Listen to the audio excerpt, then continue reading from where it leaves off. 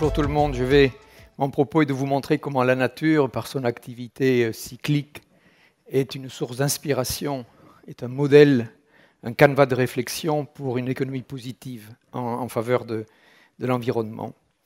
Depuis... c'est à moi d'appuyer. Est-ce que je peux avoir l'image? Ah pardon, je ne l'avais pas vu. Je n'ai pas le répétiteur. Là. Ok, merci.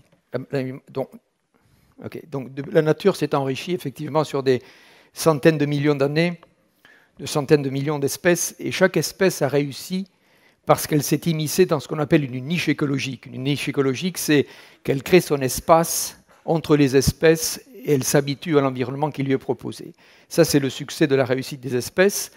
Et quand une espèce se crée, on appelle ça une spéciation.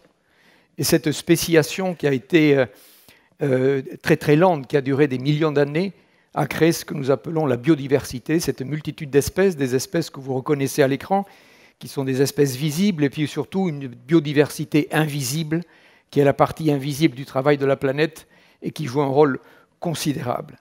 Alors ces espèces sont, je dirais, incrustées, familiarisées avec l'environnement qui leur était proposé, environnement océanique, désertique, polaire, tropical, et tout ceci a fonctionné tranquillement, encore une fois, sur des centaines de millions d'années, sous une apparente paisible harmonie. C'est vrai que quand on promène dans la nature sauvage, on a l'impression qu'il y a une paisible harmonie, c'est très très agréable, et en fait, les espèces se livrent en permanence, vous le savez bien, un combat permanent.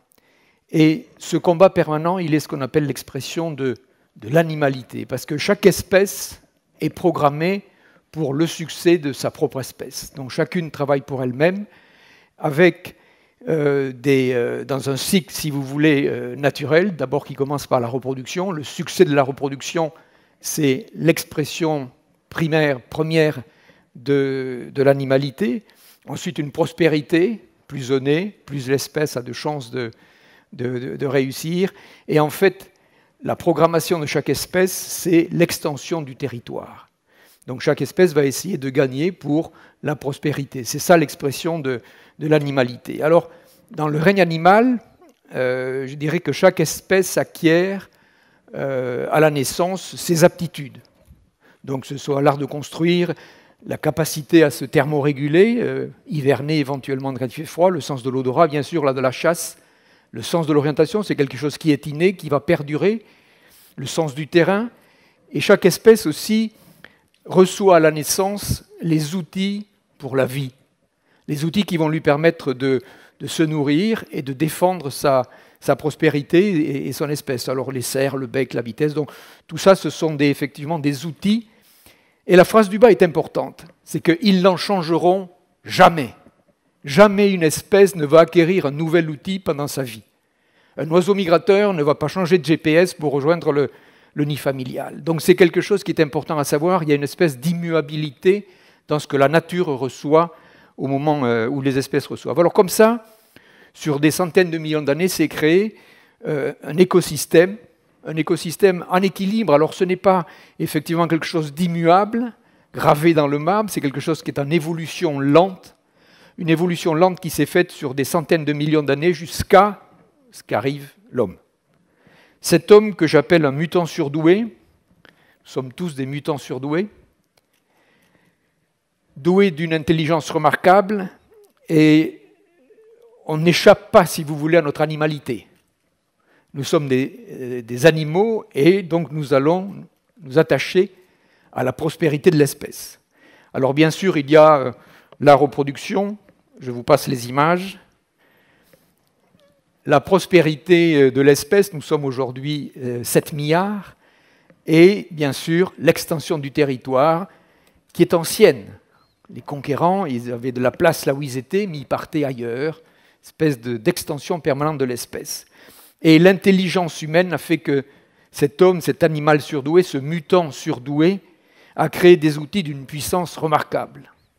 On est d'une puissance extrême par rapport effectivement à ce que la nature avait l'habitude de vivre avant que nous arrivions. Et si bien qu'en un siècle, c'est finalement, là je vous parlais tout à l'heure de centaines de millions d'années, l'homme est arrivé il n'y a pas si longtemps que ça, et en un siècle, on a vraiment pris le contrôle des espaces et des espèces.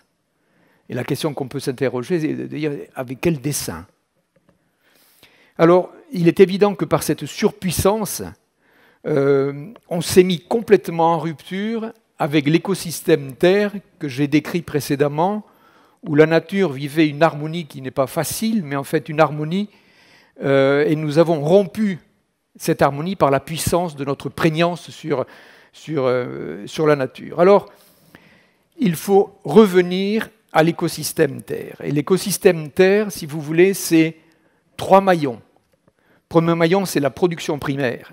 La production primaire, c'est le miracle de la photosynthèse. Le végétal, les plantes, qu'elles soient terrestres ou océaniques, ont cette capacité formidable de transformer la matière minérale avec de l'eau, le CO2 de l'atmosphère, sous l'action du soleil. Si nous pouvions faire ça, ce serait extraordinaire. C'est le miracle de la photosynthèse, transformer la matière minérale en matière vivante. Et ça se passe aussi bien sur Terre qu'en mer, l'océan étant le grand poumon de la planète, parce qu'il y a une activité phytoplanctonique très très importante. Ensuite, il y a le deuxième volet de l'écosystème Terre. Dans le triptyque, il y a les consommateurs, ils sont soit végétariens, soit carnivores. Et là, il y a un monde extraordinaire. La merveille de la nature, c'est sa capacité à recycler l'ensemble. Les recycleurs transforment la matière organique, alors il y a des charognards, il y a des vers, et il y a surtout des micro-organismes. Nous sommes beaucoup plus habités par des micro-organismes que par des cellules. On a davantage de bactéries en nous que de cellules, donc il y a une activité de transformation que notre corps, issu de la nature et qui a maintenu cette activité naturelle à l'intérieur de lui-même, transforme. C'est l'excellence de la nature, cette capacité à recycler la matière organique qui va revenir dans la production primaire. Et donc là, nous avons l'écosystème Terre qui est vraiment une économie circulaire. Circulaire parce qu'elle repose sur 2 constantes. Une constante dans les besoins, l'ensemble des espèces a des besoins qui sont constants, et une constante dans les moyens pour acquérir ces besoins. Je vous le disais à l'instant, un oiseau ne va pas changer son bec pour changer de proie. Donc, chaque animal a son matos au départ pour l'existence. Et nous sommes en rupture par rapport à cette économie circulaire. L'humanité, si vous voulez, parce qu'elle fonctionne différemment, l'économie fonctionne sur la production de produits. Nous produisons pour vendre, pour exister, pour continuer. Et ensuite, nous savons développer un appétit pour de nouveaux besoins. Et vous multipliez ça par le facteur de la population croissante, et vous entrez dans une économie à spirale qui nous fait une spirale de prédation dont le rayon ne cesse d'augmenter, si bien que nous sommes complètement sortis, nous sommes en rupture avec l'écosystème Terre. Alors, comment sortir de la spirale? Sortir de la spirale, c'est de revenir à cette réflexion de départ dont je vous ai parlé, comment en fait fonctionne l'écosystème Terre.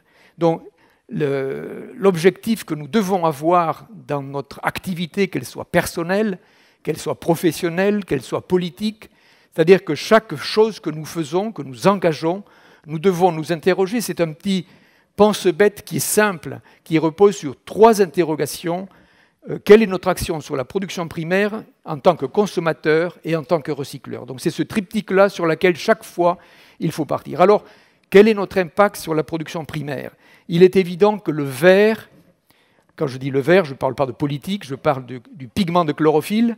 Le pigment de chlorophylle, le vert, est absolument la base indispensable à la vie sur Terre.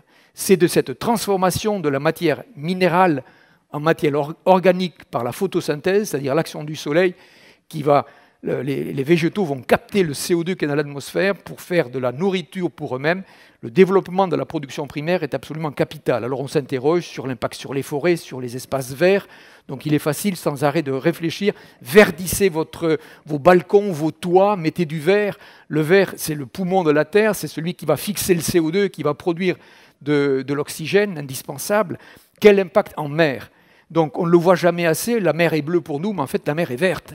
La mer est pleine de phytoplancton, c'est une production primaire de petits végétaux phytos qui vont donner de la nourriture au zooplancton qui va manger le truc. Ensuite, le zooplancton va être mangé par des petites crevettes, par exemple, puis par des poissons, etc. C'est la base du réseau alimentaire de l'océan et la production primaire. Il est évident que quand on jette des déchets à la mer, on affecte très très sérieusement la production primaire. Le réchauffement climatique qui change la température de fonctionnement affecte sérieusement la production primaire. Ensuite, la deuxième interrogation, nous sommes des consommateurs, c'est ce qui fait, tourner l'économie. Alors, on a tous du plaisir à acheter, il ne s'agit pas, si vous voulez, de se priver du plaisir d'acheter, mais il est important de devenir des acheteurs beaucoup plus sélectifs. Et c'est là qu'on a du pouvoir. Et cet achat, cette sélection, elle peut se faire, encore une fois, toujours, je le répète, à l'échelle individuelle, à l'échelle collective, professionnelle, à l'échelle d'une commune.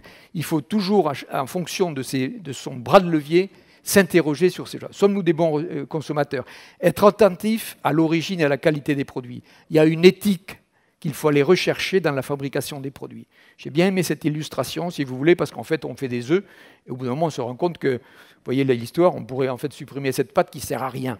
Donc, c'est en fait cette réflexion qu'il y a toujours dans la recherche du profit maximal, c'est qu'on ne tient pas du tout compte de l'éthique ou de la qualité des produits. Ensuite, s'interroger en permanence sur le cycle de vie de ces achats. Je voulais rappeler, la nature, l'excellence de la nature, c'est sa capacité à recycler. C'est ça qu'il faut rechercher sans arrêt dans ces activités, recycler effectivement si on veut revenir dans ce cercle vertueux de la nature. Et en fait, bien sûr, s'interroger aussi sur les produits qu'on achète, l'impact énergétique, d'où est-ce qu'ils viennent, choisir ces arts ménagers et autres produits en fonction effectivement de leur capacité à économiser. Donc le pouvoir du consommateur est formidable. Ensuite, il y a le troisième volet. Là, on n'est pas bon. On n'est pas bon du tout. On est des mauvais recycleurs. On ne débarrasse pas du tout la table du banquet de la consommation. On laisse tout en l'état. On consomme énormément. Là, le boulot est énorme. Encore une fois, je le répète, l'excellence de la nature, c'est sa capacité à recycler. C'est là que nous devons intervenir avec efficacité. Le domaine est énorme. Ça va des petits recycleurs de quartier qui récupèrent des vieux vélos pour en faire des vélos qui marchent, à un recyclage beaucoup plus important. Il y a énormément de choses qui sont faites aujourd'hui. Valorisation des projets en fin de vie, on l'a vu, le recyclage des matières premières. Il y a un truc qui est intéressant, c'est qu'on consomme de plus en plus, donc on consomme de plus de matières premières, mais l'évolution de l'intelligence fait qu'en fait, on fait des choses avec moins de matière. Je regardais la promo de l'iPhone 5, c'est incroyable. Il a une caméra HD dedans, il fait un tas de trucs dans un produit qui est encore plus petit. Donc cette capacité que l'intelligence humaine a de faire des produits en utilisant de moins en moins de matières premières est quelque chose qui est dans le sens de l'économie positive. Malheureusement, il y a un domaine dans lequel nous échouons dans le recyclage, c'est le recyclage du gaz carbonique que l'on émet par la consommation, effectivement, des énergies fossiles. Ça, c'est un échec. Nous avons dépassé la capacité de la production primaire, c'est-à-dire la capacité des végétaux, qu'ils soient terrestres ou océaniques, à assimiler le gaz carbonique que nous envoyons dans l'atmosphère. Et je peux vous dire que le réchauffement climatique est une réalité. Ça fait 30 ans, plus même, que je fréquente les régions polaires. On le voit. Il y a des expéditions en Antarctique que je ne pourrais plus refaire parce qu'une part de l'ice shelf qu'on avait emprunté a disparu. Ça, c'est un survol que j'ai fait de la banquise. On se rend compte que la glace fond, c'est une réalité. Alors, les grandes messes onusiennes, les grandes décisions sont dans l'espace, parce que dans l'impasse, pardon, dans l'espace aussi, oui. Parce que quand on touche, c'est très difficile, le sujet, il ne faut pas accabler, hein. Le sujet est complexe, parce que quand on touche à l'énergie, on touche à la souveraineté des États. Dire à l'État polonais à un moment donné, comme on a voulu le faire, de lui dire arrêtez la consommation de charbon, l'État polonais ne peut pas, 93% de son électricité est produite par le charbon. Donc on ne peut pas transformer les choses assez rapidement. Donc la souveraineté des États est en jeu.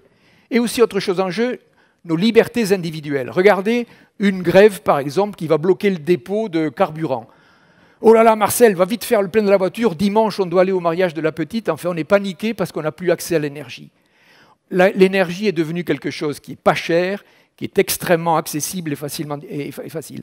On ne se rend pas compte de la préciosité de l'énergie. Donc, si les grandes-messes onusiennes n'ont pas réussi à mettre en place des grands principes planétaires, il revient à chaque citoyen d'être l'acteur de ce retour je dirais, à un recyclage, à moins d'émissions de CO2. C'est fondamental, cette partie du recyclage sur laquelle on échoue et qui va avoir des conséquences lentes. Vous savez, en médecine, quand on dit il y a un fébricule qui traîne depuis quelques semaines ou quelques mois, un fébricule, c'est une petite température. La planète, elle a pris 0,8 degrés en un siècle. Elle a un fébricule. Donc il faut agir avant les complications. Et c'est fondamental, on le connaît, les choses, les économies d'énergie, c'est un volant prodigieux qui est à notre disposition en tant que citoyen, en tant que maire d'une ville, en tant qu'industriel. C'est un lieu sur lequel il faut agir vite. Les énergies non renouvelables, c'est un domaine formidable en expansion qui peut partir de la petite turbine au fil de l'eau d'une personne qui peut le faire, quelques panneaux solaires, l'énergie thermique du soleil. Il y a un volant prodigieux de développement dans le sens de l'économie positive, si vous voulez, en utilisant l'ensemble de ces énergies fossiles. Je suis là pour dire aussi une chose, c'est que les énergies fossiles pourront, j'en suis à peu près convaincu, couvrir nos besoins domestiques, je dis bien domestiques, à la maison, peut-être avec le chauffage, ça dépend où on est, d'une population qui serait extrêmement bien éduquée à la préciosité de l'énergie. L'énergie, c'est extrêmement précieux, on ne s'en rend pas compte, c'est trop facile. Donc une régionalisation serait intéressante de l'énergie. Donc le découplage énergie-climat est certainement, à mon avis, l'équation du siècle qu'on va avoir à résoudre. On a un tel besoin d'énergie, on ne va pas faire le procès des énergies fossiles qui ont amené notre civilisation à ce stade-là. Il faut effectivement réfléchir aux énergies non carbonées sur lesquelles je viens de parler, et aussi ce que seront les énergies du futur. Réfléchissons au siècle ou à la fin de ce siècle, E égale MC2, partez avec cette idée en tête. Il est évident que la 4e génération ou le projet ITER sont des perspectives intéressantes. À un moment donné où l'humanité n'aura plus ses stocks d'énergie, il va falloir qu'elle pense à des énergies de flux. Les énergies de flux, ce n'est pas autre chose que de l'intelligence humaine dont nous avons grandement. Je dirais donc que l'économie positive en ce qui concerne l'environnement, effectivement, c'est tendre vers cette économie circulaire dont je vous ai parlé. C'est intéressant, c'est l'excellence de la nature. Elle a duré des centaines de millions d'années avant nous.